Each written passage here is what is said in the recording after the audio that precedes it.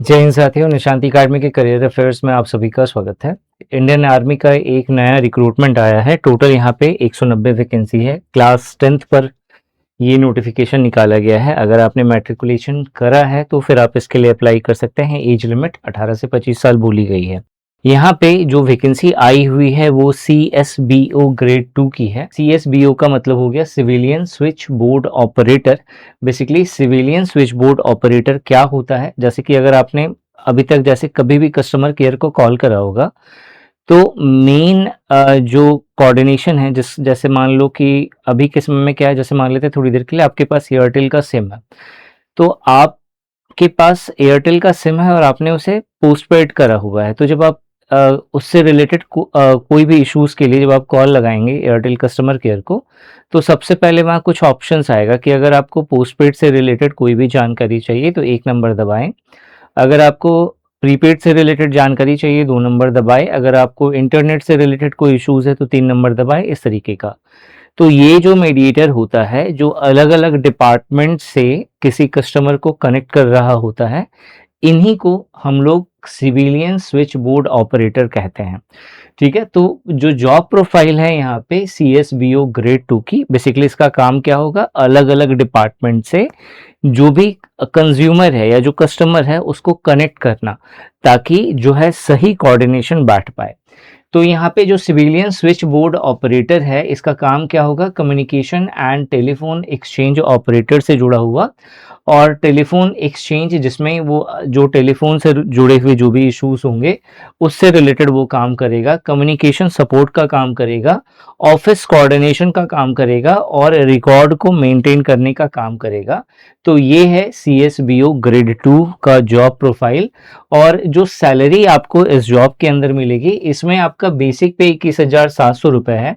DA की बात करें तो एज पर गवर्नमेंट नॉर्म्स अगर देखा जाए तो 50% DA चल रहा है, तो 21,700 का आधा आपको DA मिलेगा। HRA है, TA है और भी अलाउंस है। इन सब अलाउंस को जब हम लोग ऐड करेंगे तो जो ग्रॉस सैलरी आपको ऑन एन एवरेज मिलेगी वो 35,000 से लेकर के 42,000 रुपए पर मंथ मिलेगी। इसमें कुछ आपका NPS हो गया, PF हो गया, ये सब डिडक्ट होता है। और डिडक्ट होने के बाद जो आपको इन हैंड सैलरी मिलती है वो 31,000 से लेकर के 38,000 रुपए पर मंथ के बीच में मिलता है।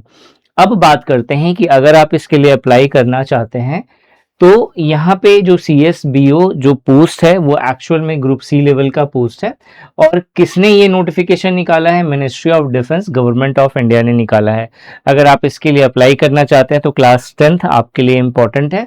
और इसके साथ साथ अगर आपके पास 6 महीने का कहीं का भी एक्सपीरियंस है, कोई भी प्राइवेट बोर्ड एक्सचेंज में अगर आपने काम करा है, तो फिर आप इसके लिए अप्लाई कर सकते हो। यहाँ पे कम्युनिकेशन की बात करें तो आपको इंग्लिश और हिंदी का फ्लुएंट स्पीकिंग आपको आना चाहिए, तो फिर जाकर के आप अप्लाई कर सकते हैं।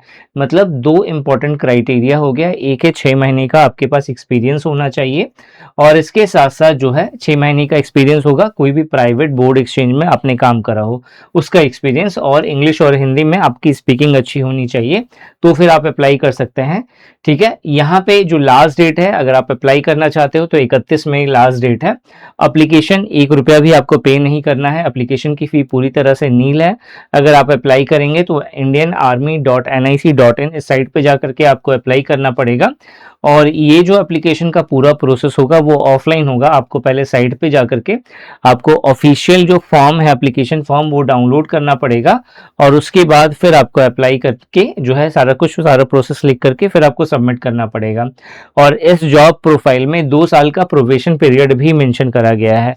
प्रोबेशन पीरियड का मतलब होता है कि आपका 2 साल तक टेम्परेरी बेसिस पे होगा, आपका सब कुछ जो है आपको प्रोवाइड किया जाएगा, लेकिन जो प्रोबेशन पीरियड है इसमें जॉब आपकी पक्की नहीं होगी। 2 साल पूरे कंप्लीट हो जाने के बाद ही आपका वो जॉब होगा वो परमानेंट होगा। इसके अलावा अगर आप इसके लिए प्रिपरेशन करेंगे तो जो सिलेक्शन प्रोसेस होगा वो सिलेक्शन स्टेजेस कुछ पार्ट्स में डिवाइडेड है, जिसमें सबसे पहले आप जो एप्लीकेशन फॉर्म भरेंगे उसका स्क्रीनिंग टेस्ट होगा। आपने किसी भी प्रकार की अगर आपने त्रुटि कर दी है, गलती कर दी है एप्लीकेशन फॉर्म फिलअप करने में, तो आपका फॉर्म रिजेक्ट हो सकता है। जब आपका फॉर्म पूरी तरह से जो है वैलिड हो गया तो उसके बाद जो नेक्स्ट स्टेज होगा वो होगा रिटन एग्जाम का। रिटन एग्जाम के बारे में मैं आपको अभी बताऊंगा। इसके बाद प्रैक्टिकल या स्किल टेस्ट होगा अगर जरूरत पड़ी तो। इसके बाद इंटरव्यू होगा और फिर डॉक्यूमेंट वेरिफिकेशन होगा। इन सभी में जो सबसे इंपॉर्टेंट है वो है रिटन एग्जाम। 100 मार्क्स का रिटन एग्जाम होगा, 100 क्वेश्चंस होंगे, हर क्वेश्चन 1 नंबर का होगा, नेगेटिव मार्किंग बिल्कुल भी नहीं होने वाली है। इंग्लिश और हिंदी 2 लैंग्वेजेस में आपके पेपर होने वाले हैं और 2 घंटे का आपको टाइम मिलने वाला है। यहाँ पे जनरल इंटेलिजेंस एंड रीजनिंग के 25 क्वेश्चन, जनरल अवेयरनेस के 25 क्वेश्चन, जनरल इंग्लिश के 25 क्वेश्चन एंड न्यूमेरिकल एप्टीट्यूड पर बेस्ड जो है आपको 25 क्वेश्चंस पूछे जाएंगे। ये पूरा डिटेल सिलेबस है।